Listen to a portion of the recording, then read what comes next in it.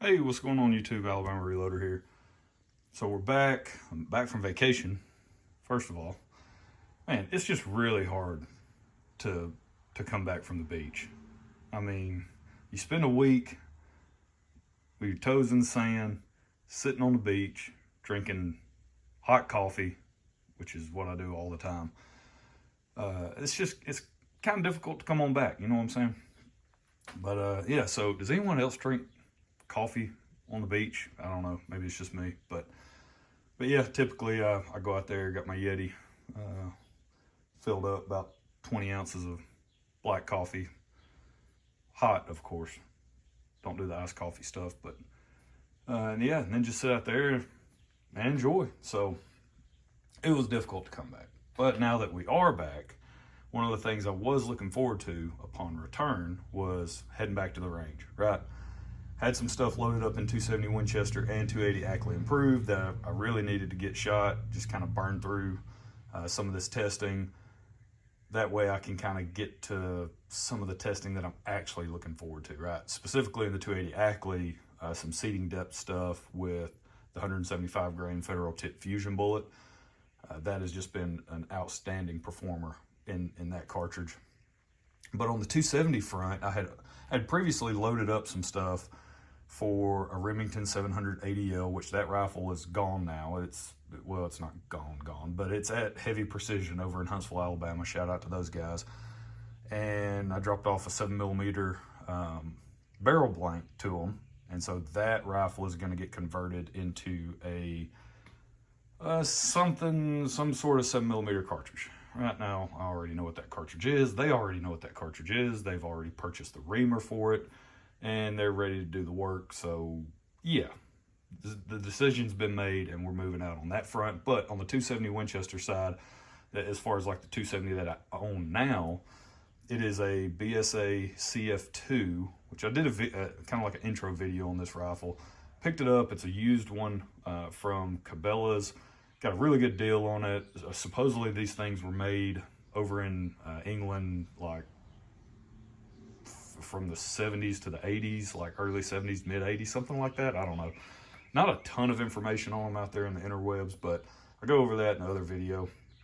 But I had already loaded up some stuff to test in that Remington 700 ADL. So I had some stuff just sitting around, and I wanted to shoot it through the BSA and see how it shot. So let's see, this stuff, the Pro Hunter stuff, that was actually shot in the Remington 700. But these Hornady 130 grain SSTs, that's what I want to focus on today. This is using hybrid 100V as the powder. And again, this is Sig Sauer brass. And let's see here. Yep. So I'll just show you guys the velocity results to begin with. There you go, Hornady 130 grain SST. Typically, the SSTs, these guys, generally speaking, I mean, it's a very, very forgiving, I don't know if forgiving bullet is the right way to phrase it, but if you guys have shot the SSTs before, you probably know what I mean, where generally speaking, I can achieve pretty good results on target in terms of precision with this particular bullet. They seem to shoot very well. I have used them once on a white-tailed doe. I did a video on that. I actually recovered the bullet. That was in 6.5 Creedmoor, and I kind of go over that recovered bullet, and I show it and the weight and all of that fun stuff, shot distance. Talk about all that. That's a video on the channel. You'd have to go back and find that one, but it's somewhere on the channel. So I was pleased with the performance, but when you go out and you sort of look at SST information that's out there in terms of reviews, it is kind of hit or miss on people that actually like them. It's sort of, you fall in two camps. You either really like the SST bullet or you absolutely hate the SST. So there you go. You know, go shoot them for yourself, put them into some animals and see what happens, and you make the call. But here's the velocity data, right? Started at 49 grains. I'm going up 1 grain jumps each time. Again, I'm just trying to cover a wide range with this particular bullet and powder combination, and then just see if this actually shoots halfway decent, right? That was the whole purpose with the Remington 700. But of course that rifle's gone, so now it's the purpose of the BSA CF2. So you can see here, you know, these are pretty low and anemic velocities for 130 grain bullet out of a 270 Winchester. Typically, you can pump those velocities up definitely well over 3,000 feet per second. But let's see, yep. So you can kind of see velocity we achieved, SD, extreme spread, which I'm not really concerned about any of that, especially at the distances that I like to shoot and hunt. That really doesn't matter that much. So yeah, went up to 53 grains. Again, no issues in terms of pressure or anything like that, but made it up to 2963 on the velocity. So not bad, pretty mild load, what I would consider mild load. But let's look at the target and we can discuss, because the best results on target were this 51 and 52 grain charge. Those were almost identical. So let's take a look at those. Target's a bit of a mess just because there's so much stuff on it. It's 280 Ackley stuff and 270 Winchester. But what we're focused on are these 5 dots here. 1, 2, 3, 4, 5. Okay. This was the first group. This was 49 grains. There's actually 2 shots and then 1 down below. So 1, 2, 3.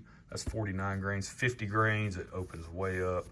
I mean, this was bad too, but this is even worse. 1, 2, 3. That's 50 grains.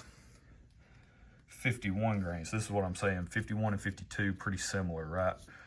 51 grains here, 52 grains, so not bad there in terms of the performance. Back-to-back groups shot pretty well.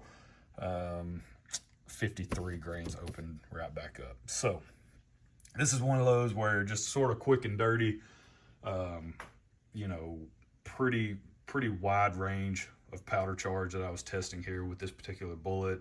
I seated it at the manual overall length that Hornady, you know, the cartridge overall length that Hornady recommends in their manual, which is 3.210. So not even messing with any of that.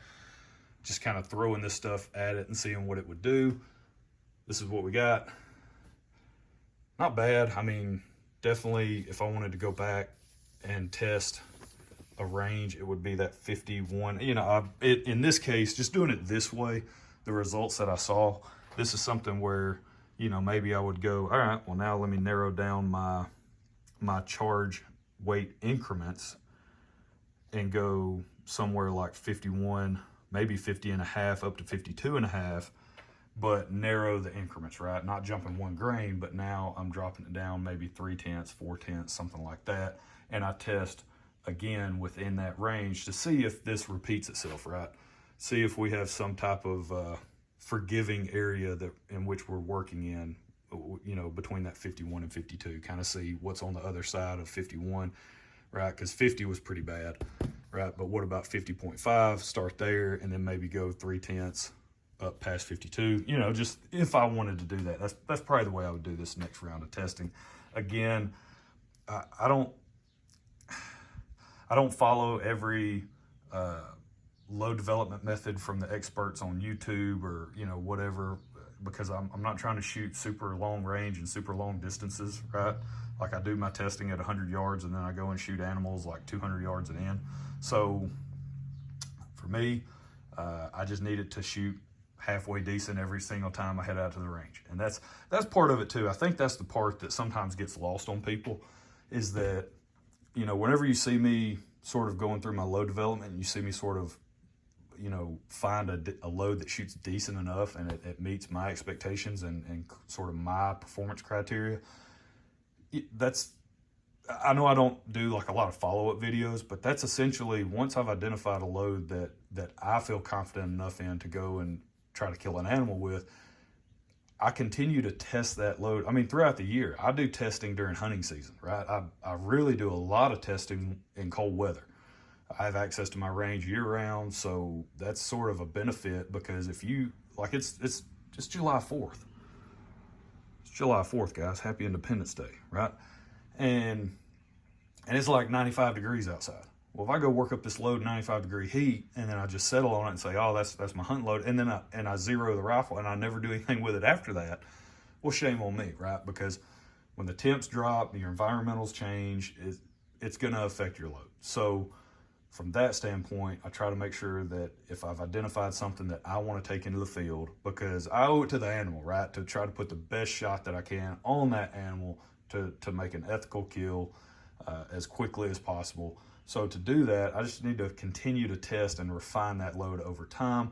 But if I sort of identify, hey, this is a really good load or potentially a really good load in the summertime, I'll definitely hang on to that, document that, and then do more testing when the temperatures start to cool off. Because again, 95 degrees here in Alabama, and we could get down to, I mean, we, you know, hunted in, it was like -8 or 9 before in Alabama. So pretty wide temperature swing in terms of identifying a load in the summertime and then actually going out and hunting with it when deer season rolls around. So that's just something to sort of keep in the back of your mind, something that you need to focus on. Make sure you do a lot of thorough testing when it comes to your hunting loads, right? Just something you don't throw on paper and go hit steel at distance. You know, obviously you still want to be as thorough as possible, but still it doesn't have fur on it. So that sort of doesn't have a heartbeat. It's kind of a big deal when it does. So that's it. That's where we're going to leave it. Decent velocity performance with this particular powder. If we go with that 51 to 52, right? I mean, we're a little bit on the slower side. Could possibly go a little bit higher and see if things tighten back up, right? Just the way typically, because it's like a sine wave, right? So we could find improved accuracy, maybe above 53 grains, right? Things might tighten back up if we go a little bit higher and we don't run into crazy pressure. But again, for the distances that I'm hunting and shooting, the range in between 51 and 52 would be more than adequate in terms of velocity. That'll kill any deer that I shoot at. So that's it. That's where we're going to leave it. Hope you guys enjoyed it. Good stuff out of 270 Winchester. Again, this BSA CF2 is just shooting really, really well. Pretty, pretty happy with how it's performed so far. I've got a limited amount of shots down the barrel. Again, it was used, so I have no clue how many shots were down the barrel to begin with. But I've put a limited amount down the barrel, and so far I'm really pleased with how it's performing. So, oh, and that was, I didn't clean the barrel, right? People are going to ask, because I had actually previously shot the barns, these barns, wherever they're at, 130 grain TSX bullets. Where are those at? Yeah, right there. I had previously shot those out of this rifle, right? Have really good performance with that combination. That was with Hodgson Superformance. And so didn't clean the barrel. So didn't clean the barrel after I shot those solid coppers, came back, shot the SSTs.